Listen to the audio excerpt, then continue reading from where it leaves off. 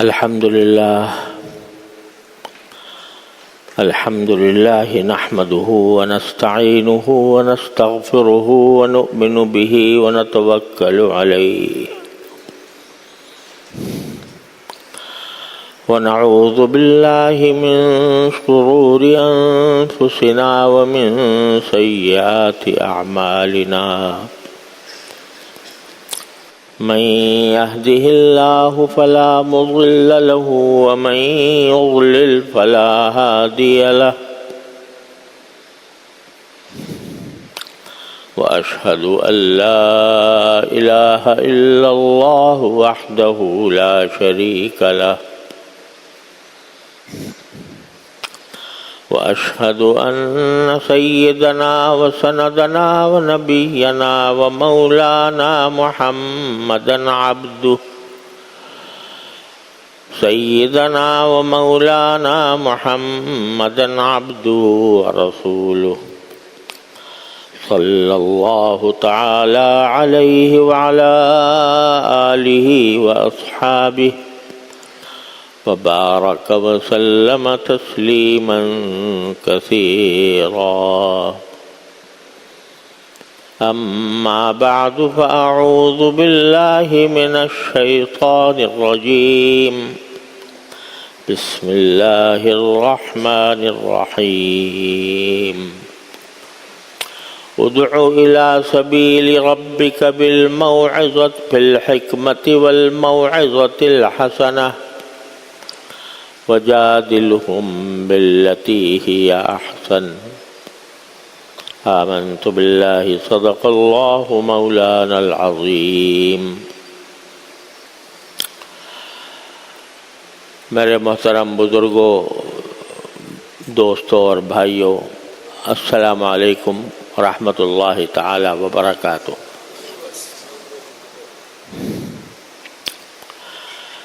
یہ آیت کریمہ ہے جو میں نے ابھی آپ کے سامنے تلاوت کی ہے.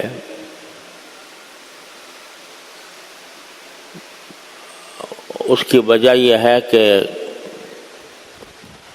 پچھلے کئی ہفتوں سے میں آپ حضرات سے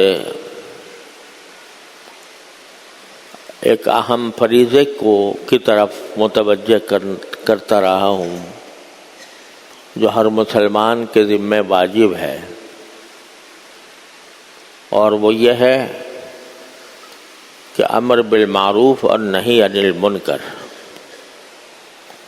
دوسروں کو نیکی کی ہدایت اور تلقین کرنا اور برائی سے روکنا. قرآن کریم نے یہ فرمایا ہے کہ یہ امت، یعنی نبی کریم سرور دو عالم صلی اللہ علیہ وسلم کی امت، یہ صرف اپنے لیے پیدا نہیں کی گئی بلکہ تمام انسانیت کے لیے پیدا کی گئی ہے. اخرجت للناس، لہذا ان میں سے ہر ایک کا یہ فرض ہے کہ اگر کوئی شخص کسی برائی میں ہے تو اس برائی سے اس کو روکنے کا فریضہ انجام دے. لیکن اس کے لیے ضرورت ہے کہ دعوت کے آداب اس کو پتہ ہوں، کہ دوسروں کو دین کی کسی بات کی طرف دعوت دینے کا طریقہ کیا ہونا چاہیے. تو یہ آیت جو میں نے آپ کے سامنے تلاوت کی ہے، اس میں اللہ تبارک و تعالی نے دعوت کے آداب بیان فرمائے، اور یہ فرمایا کہ ادعو الی سبیل ربک، لوگوں کو دعوت دو، بلاؤ اپنے پروردگار کے راستے کی طرف. پروردگار کا راستہ ظاہر ہے وہی ہے جو اللہ تبارک و تعالی نے ہمارے لیے دین اسلام کی شکل میں عطا فرمایا. تو حاصل یہ ہوا کہ لوگوں کو دین کی طرف بلاؤ، اور دین کی طرف بلانے کا مطلب یہ ہے کہ دین کے تمام احکام کی طرف بلاؤ۔ اگر کوئی شخص کسی فریضے کو چھوڑے ہوئے ہے تو اس کو بلاؤ کہ بھائی یہ فریضہ اللہ نے عائد کیا ہے، اس کے بغیر نجات نہیں ہوگی، اللہ کے واسطے اس فریضے کو ادا کرو۔ اور اگر کوئی کسی گناہ میں مبتلا ہے تو اس کو بتاؤ، سمجھاؤ کہ یہ کام گناہ کا کام ہے، اس سے اپنے آپ کو محفوظ رکھو، کیونکہ دنیا کا کچھ پتہ نہیں ہے، کسی بھی وقت زندگی ختم ہو سکتی ہے اور آخرت کے عالم میں انسان کا انجام برا ہو سکتا ہے۔ لیکن اس دعوت کے لیے اللہ تبارک و تعالیٰ نے 2 اصول بیان فرمائے ہیں، بالحکمت والموعظۃ الحسنہ، حکمت کے ساتھ بلاؤ۔ حکمت بڑا جامع لفظ ہے اور کسی ایک لفظ سے اس کے تمام مفہوم کو بیان کرنا مشکل ہے۔ حکمت کے لفظی معنی ہوتے ہیں دانش مندی، عقل مندی، لیکن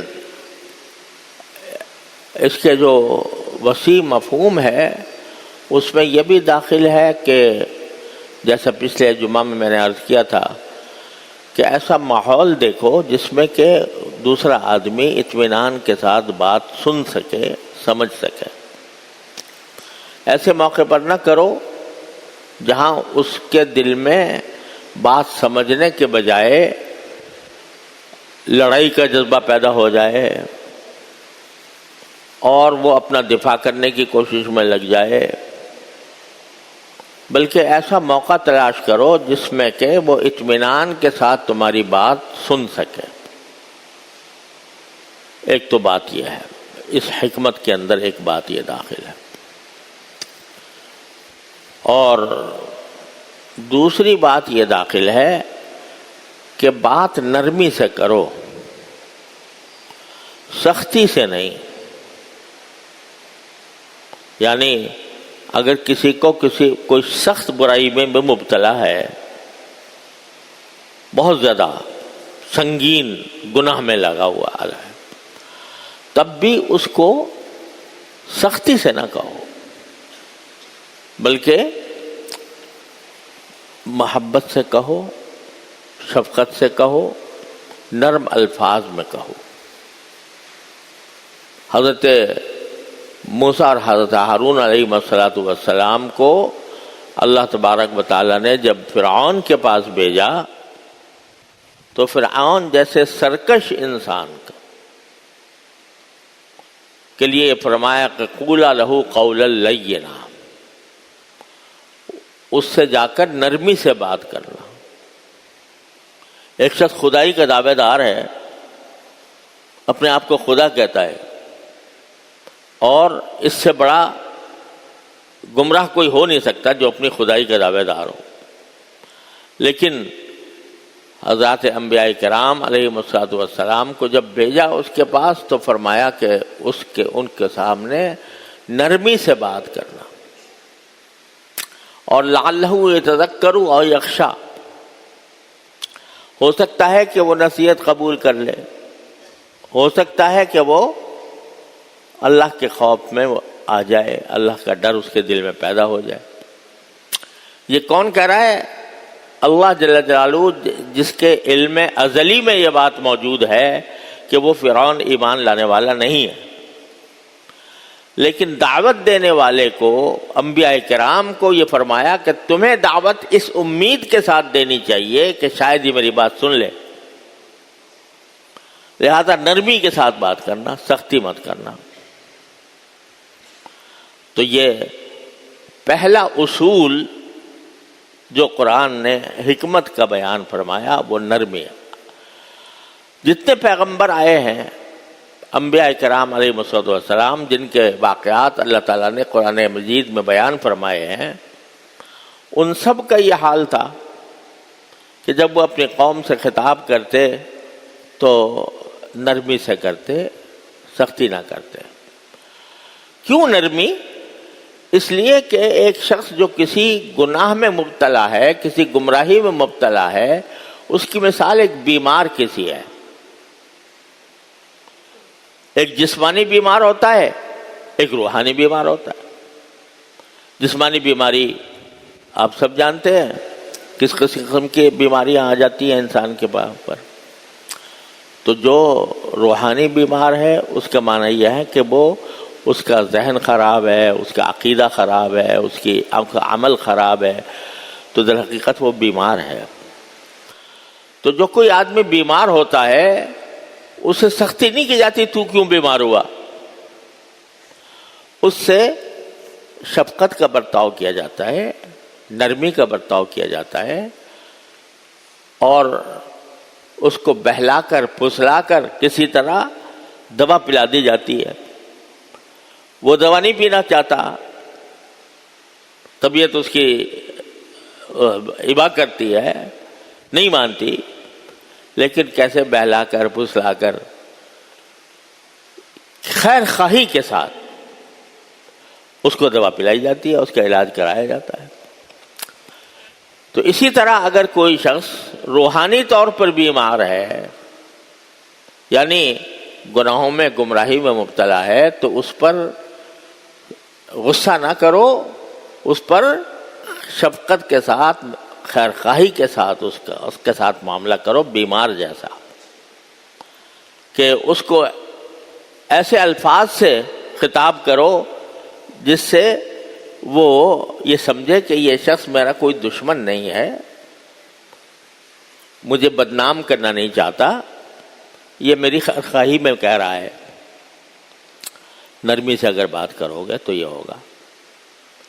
حضرات انبیاء کرام علیہ والسلام کا معاملہ یہ تھا کہ گالیاں بھی لوگ دیتے تھے ان کو، پتھراؤ بھی کرتے تھے، لیکن طرح طرح کی ایذائیں بھی پہنچاتے تھے، لیکن انبیاء کرام علیہ السلام نے کبھی گالی کا جواب گالی سے نہیں دیا۔ قرآن کریم میں ہے کہ حضرت ہود علیہ السلام نے اپنی قوم کو دعوت دی، تو جواب میں انہوں نے حضرت ہود علیہ السلام جیسے پاک باز پیغمبر کو یہ کہا کہ اِنَّا لَنَرَاكَ فِي سَفَاهَةٍ وَإِنَّا لَنَظُنُّكَ مِنَ الْكَاذِبِينَ، تم جھوٹے ہو، تم بے وقوف ہو۔ جس شخص کی پوری زندگی صدق و صفا میں گزری، اس کو یہ گالی دی جا رہی ہے کہ تم بے وقوف ہو، تم جھوٹے ہو۔ کوئی دوسرا ہوتا تو کہتے بھائی تو جھوٹا، تیرا باپ جھوٹا،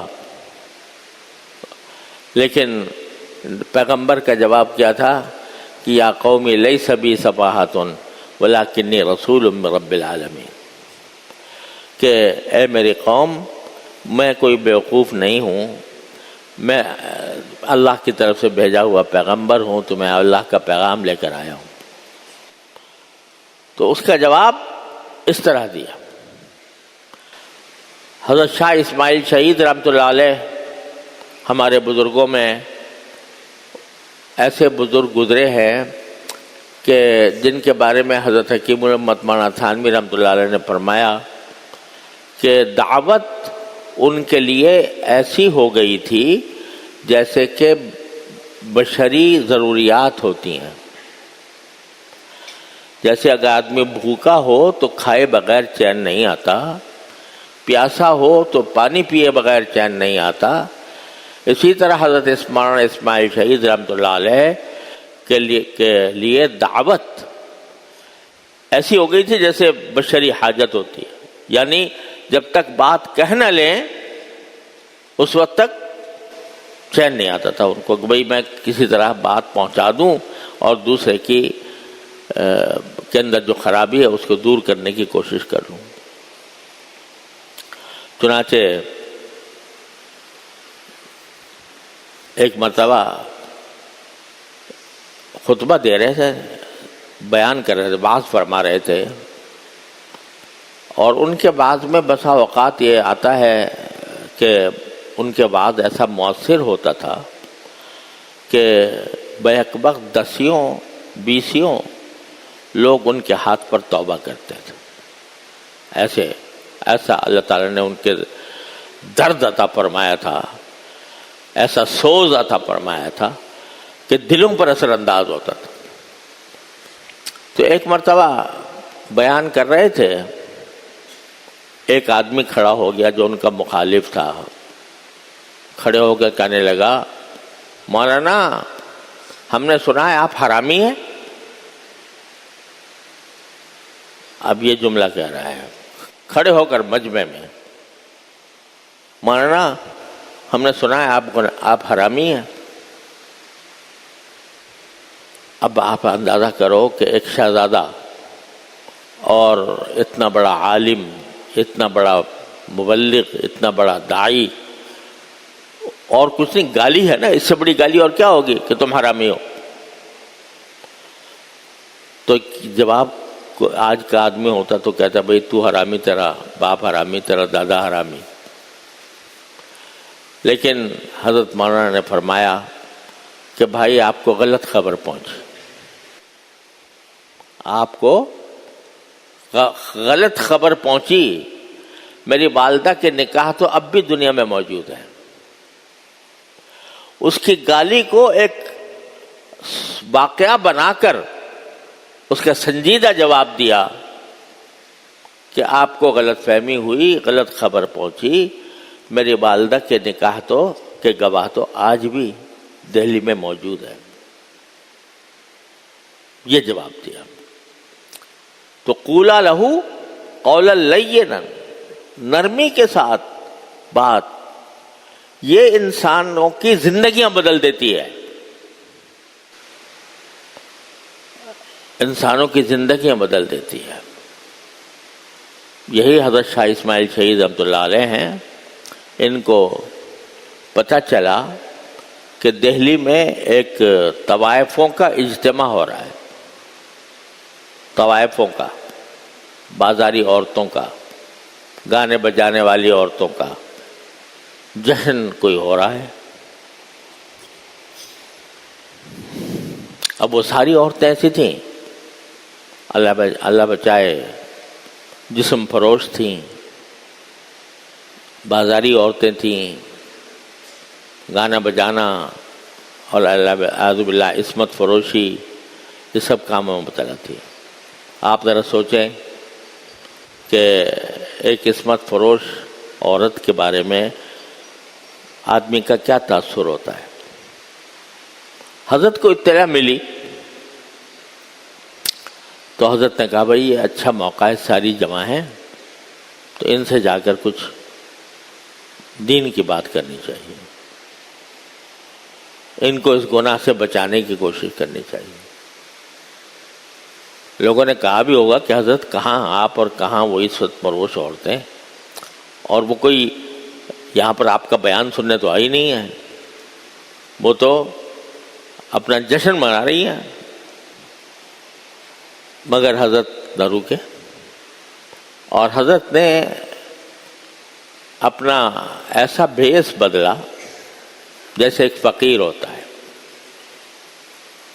مانگنے والا. اور جہاں ان کا اجتماع ہو رہا تھا وہاں دروازے پہ جا کر آواز لگائی، ہے کوئی جو ہم اللہ کے نام پر ہمیں دے، جیسے بیکاری آواز لگائے. بار بار آواز لگاتے رہے تو وہاں تو عورتیں اپنا اس میں مشغول تھیں، اپنا رنگ رلیوں میں. تھوڑی دیر کے بعد ایک عورت نکلی، اس نے پوچھا، اس نے دیکھا کہ ایک فقیر ہے، سائل ہے، سوال کرنے والا ہے. تو اس نے کہا بھائی ہاں بھائی کیا، اس نے کچھ دے دیا ان کو، جو لو بھائی چلے جاؤ. تو انہوں نے کہا جی فقیر جو ہے وہ صرف پیسے مانگنے نہیں آیا، اپنی آواز سنا کے جائے گا. بھائی کیسی آواز؟ کہا کہ میں کچھ کہہ کے آواز سنا کے جائے گا، فقیر ویسے نہیں جائے گا. تو پہلے اس نے کچھ اصرار کیا ہوگا کہ بھئی جاؤ قصہ ختم کرو، پیسے مل گئے تمہیں. اس نے کہا نہیں، میں فقیر آواز سنائے بغیر نہیں جائے گا. وہ گئی اندر، اور جو ان کی سردار تھی عصمت فروشوں کی عورت، وہ رانی کا نام تھا اس کا، اس سے جا کر کہا کہ بھئی عجیب قسم کا فقیر آیا ہے. اس کو پیسے دے دیے، سب کچھ کر دیا. وہ کہتا ہے نہیں، میں تو آواز سنا کے جاؤں گا. تو انہوں نے کچھ نے تو کہا کہ بگا دو اس کو، اور کچھ نے کہا نہیں چلو بلا لو، کیا ہے آواز کیا سناتا ہے دیکھتے ہیں، مزہ ہی رہے گا، ذرا اس کے ساتھ ہنسی مذاق ہوگی، بلا لو. اب اندر تشریف لے گئے، اور وہاں جا کر پہلے تو عورتیں جو ہیں مذاق اڑانا شروع کر دیا، یہ کر دیا وہ کر دیا. جب کھڑے ہو گئے تو قرآن کریم کی تلاوت فرمائی، سورہ والتین کی. اعوذ باللہ من الشیطان الرجیم، بسم اللہ الرحمن الرحیم. آواز بھی حضرت کی عجیب تھی. والتین والزیتون وطور سینین وہذا البلد الامین لقد خلقنا الانسان فی احسن تقویم ثم رددناہ اسفل سافلین. جس میں قرآن کریم نے یہ فرمایا کہ ہم نے انسان کو بہترین طریقے سے پیدا کیا، خوبصورت ترین بنا کر پیدا کیا ہے، اور پھر ہم اس کو اسفل سافلین میں بھی ڈال دیتے ہیں. تو یہ آیت پڑھی اور اس پر بیان شروع کیا. تھوڑی دیر تک تو عورتیں کچھ ہنستی ہنساتی رہیں. اس کے بعد سناٹا چھا گیا. پر حضرت نے جو بیان کیا تو بیان کے ابھی ختم نہیں ہوا تھا کہ جو یہ سردار تھی عصمت فروشوں کی، جس کو رانی جس کا نام تھا، وہ قدموں میں گر پڑی، اور اس نے کہا حضرت میں توبہ کرتی ہوں اپنے ساری. اور وہ تائب ہوئی، اور تائب ہو کر حضرت شاہ اسماعیل شہید رحمۃ اللہ علیہ کی لشکر میں، جو انہوں نے سکھوں کے خلاف جہاد کیا تھا، اس لشکر میں شریک ہوئی، اور لشکر کے مجاہدین کے گھوڑوں کے لیے دانہ ڈلا کرتی تھی اس جہاد میں آخر تک. تو اب دیکھو یہاں حکمت دیکھو اور کلام دیکھو، نرم کلام، محبت کے ساتھ، شفقت کے ساتھ اس نے دلوں کی دنیا بدل دی. تو قرآن جو یہ کہہ رہا ہے کہ دعوت دینا ضرور تمہارا فریضہ ہے، لیکن دعوت دینے کے لیے حکمت کا طریقہ اختیار کرو، نرم انداز میں بات کرو جو دلوں پر اثر انداز ہوتی ہے. یہ جو حضرات انبیاء کرام علیہ السلام ہوتے ہیں، یہ اس طرح کے خطیب نہیں ہوتے جو مجمع کو لوٹ پوٹ کر دیں، جو آتش بیانی اور شعلہ بیانی کے ذریعے چھا جائیں مجمع پر. وہ چھا تو جاتے ہیں، لیکن اس کے باوجود دلوں پر اثر کرنے والی چیز کیا ہوتی ہے؟ جو دل سے نکلتی. صرف زبان سے جو چیز ادا ہوتی ہے وہ ایک کان سے داخل ہوئی، دوسرے کان سے نکل گئی، وقتی طور پر لوگوں نے مزہ لے لیا. بہت سے حضرات جب ہم بیان کرتے ہیں کوئی، تو بہت سے حضرات اس پر تبصرہ یہ کرتے ہیں کہ جی بڑا مزہ آیا آپ کے بیان میں، بڑا مزہ آیا. تو میں ان سے کہتا ہوں بھائی میں نے مزے کے لیے تو کیا نہیں تھا بیان کہ مزہ آیا. ارے بھائی مزہ آیا، مزہ ہونے کا مطلب یہ کہ ایسی باتیں سنی جس سے طبیعت خوش ہوئی اور مزہ آ گیا. تو مزے کے لیے بیٹھتے ہیں، مزہ کیسے آتا ہے اس بیان کے اندر؟ دیکھنا یہ چاہیے کہ اس بیان کا کوئی فائدہ کوئی نتیجہ، کوئی اثر دل پر بھی ہوا کہ نہیں؟ تو یہ بالحکمت والموعظۃ الحسنہ میں اللہ تبارک و تعالیٰ نے یہ بات فرمائی ہے۔ اس کی جتنی تفصیل کی جائے کم ہے، اللہ تعالیٰ نے توفیق دی تو اس کو مزید انشاءاللہ آگے بڑھاؤں گا۔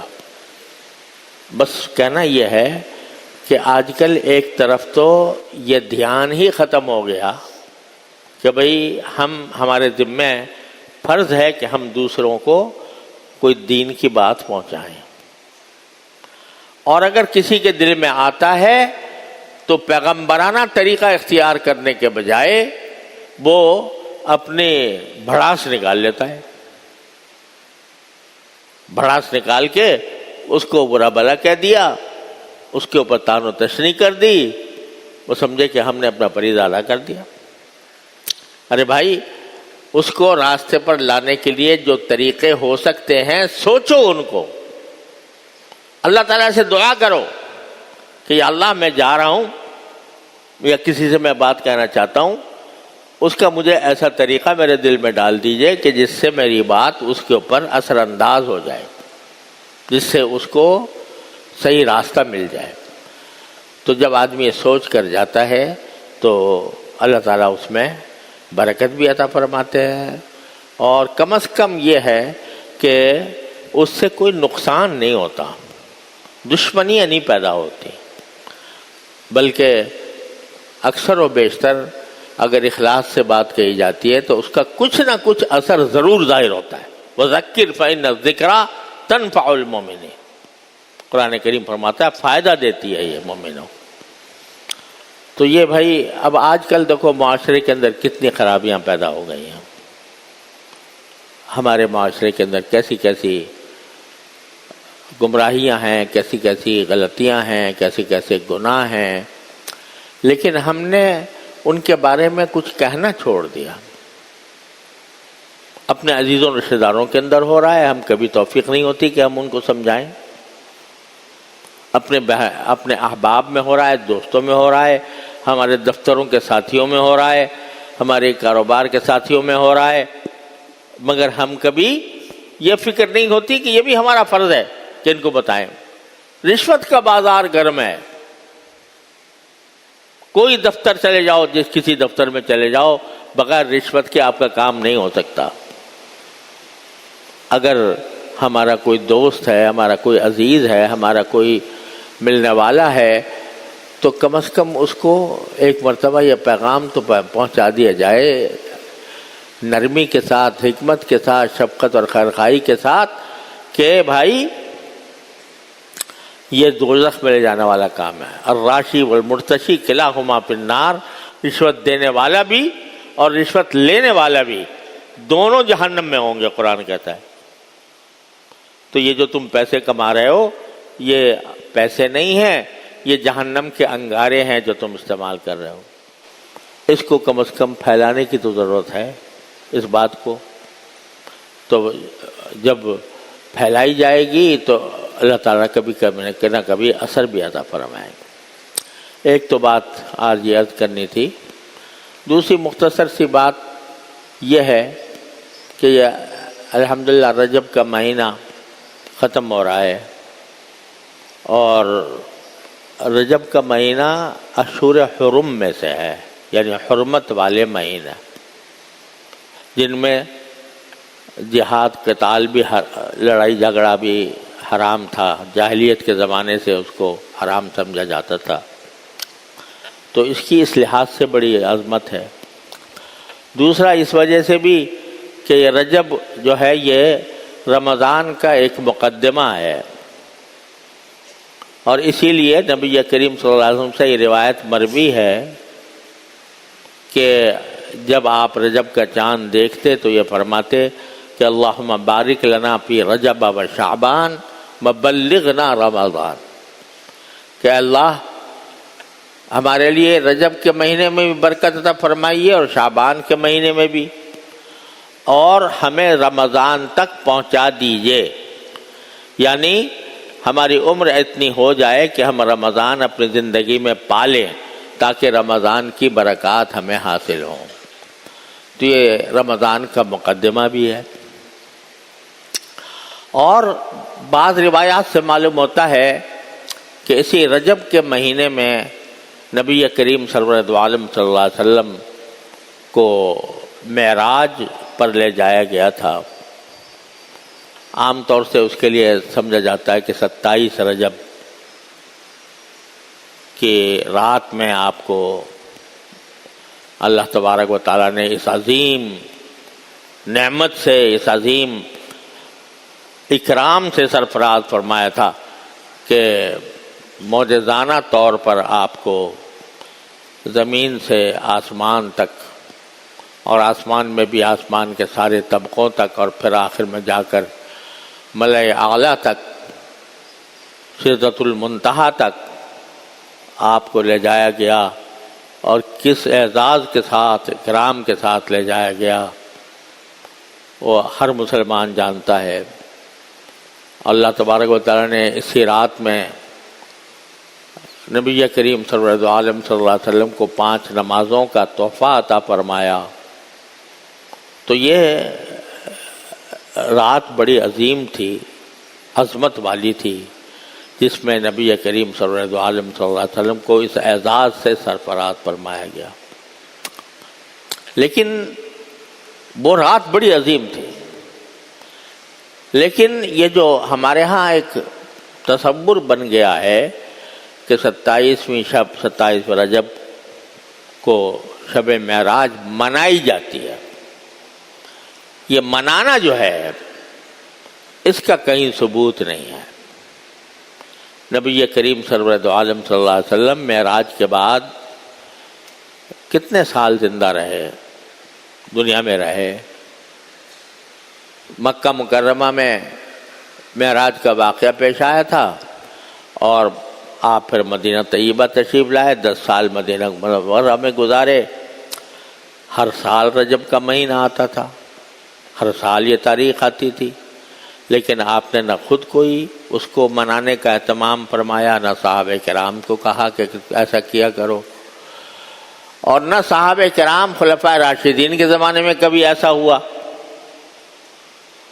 تو اس وجہ سے یہ اصل میں دن منانا یا رات منانا اس کا تصور ہی اسلام میں نہیں ہے۔ لہذا یہ جو ہمارے ہاں رواج پڑ گیا ہے، اور اس میں کچھ خاص عبادتیں متعین کر لی گئی ہیں کہ فلاں طریقے سے نماز پڑھو یا فلاں طریقے سے روزہ رکھو، تو اس قسم کی کوئی تعلیم قرآن و سنت میں نہیں ہے۔ تو اس کو اس طریقے سے کرنا جو نہ نبی کریم صلی اللہ علیہ وسلم نے کیا، نہ صحابہ کرام نے کیا، نہ آپ نے اس کی کوئی ترغیب دی، نہ اس کی کوئی فضیلت بیان فرمائی، تو اپنی طرف سے یہ سمجھ لینا کہ بھئی اس رات میں ہمیں جاگنا چاہیے۔ یوں بھئی ہر کسی بھی رات میں آپ جاگیں، اللہ تعالیٰ کی عبادت کریں، انشاءاللہ اجر و ثواب ملے گا، لیکن خاص متعین کر کے اس رات کو یہ سمجھنا کہ یہ لیلۃ القدر جیسی رات ہے، تو یہ ایسی بات نہیں ہے، بلکہ عام راتوں کی طرح ایک رات ہے۔ اور یہی وجہ ہے کہ خود معراج کس رات میں ہوئی اس میں روایتیں بھی مختلف ہیں۔ یقین کے ساتھ نہیں کہا جا سکتا کہ 27ویں رجب ہی تھی، تو ہو سکتا ہے کوئی اور بھی تاریخ، کوئی اور تاریخ ہو، اس کے تاریخ کے محفوظ رکھنے کا بھی کوئی خاص اہتمام نہیں کیا گیا۔ لہذا یہ جو باتیں ہمارے ہاں مشہور ہو گئی ہیں، یہ گویا قرآن و سنت کا تقاضا نہیں ہے۔ اور یہ پتہ نہیں کنڈے کہاں سے نکل آئے، کہتے ہیں کہ جب کنڈے نہ ہوئے تو رجب کا مہینہ ہی نہیں ہوا۔ تو اس کا کوئی تصور قرآن میں، حدیث میں، نبی کریم صلی اللہ علیہ وسلم کی سنت میں، صحابہ کرام کی تعامل میں کہیں اس کا ثبوت نہیں ہے۔ البتہ یہ رمضان کا مقدمہ ہے، یہ ایک شہر حرام ہے، اشہر حرم میں داخل ہے، اس کا ہر دن جو ہے وہ مقدس ہے، تو اس میں جتنی عبادت انسان کر سکے بغیر کسی تعیین کے، تو وہ انشاءاللہ بڑی اجر و ثواب کا موجب ہے۔ لیکن اپنی طرف سے گھڑ کے کچھ خاص عبادتیں مقرر کر لینا، اسی کو بدعت کہا جاتا ہے، اور اس سے پرہیز کرنا ہر مسلمان کو ضروری ہے۔ یہ مختصر بات بھی عرض کرنی تھی۔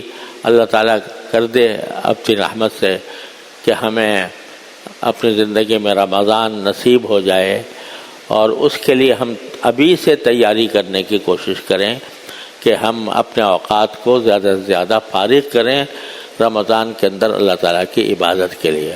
اللہ تعالیٰ اپنی رحمت سے اس کی ہمیں توفیق عطا فرمائے۔ وآخر دعوانا الحمدللہ رب العالمین۔